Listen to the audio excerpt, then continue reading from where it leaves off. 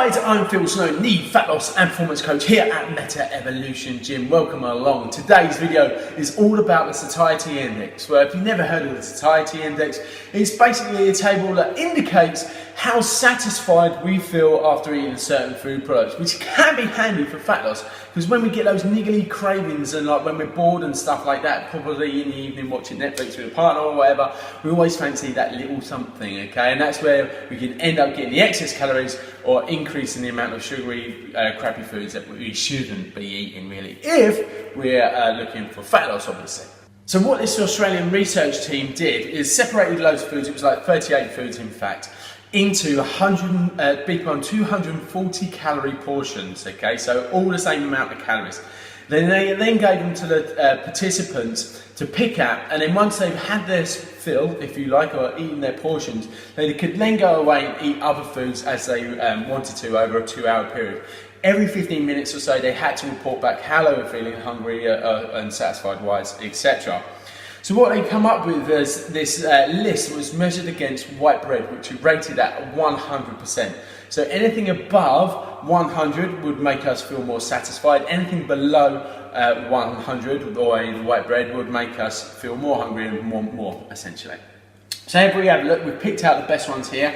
The snacks, then we're looking at popcorn, 154%, so that's moderate. Jelly beans, 118. Ice cream, around 96%, so we can see that ice cream obviously wouldn't be a very good one.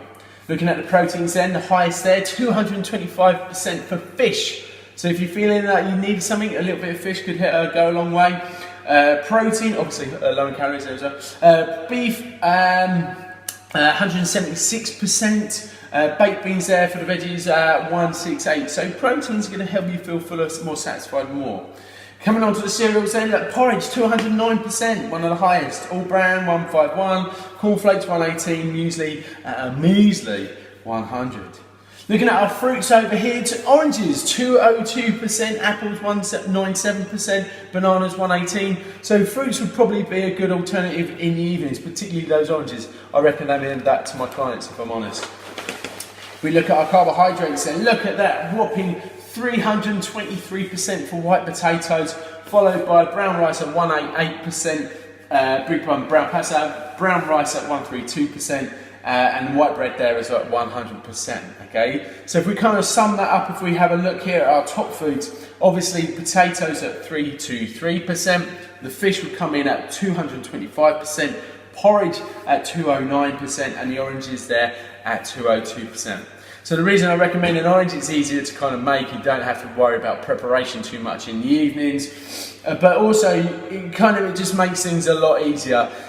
So ultimately guys, if you are finding that you're having those cravings, those niggly cravings that are just getting on you, just need something to satisfy you, have a look at our top 4 here, the potatoes, the fish, the porridge and the oranges as possible alternatives. Hope that's been handy guys. As always, keep it real.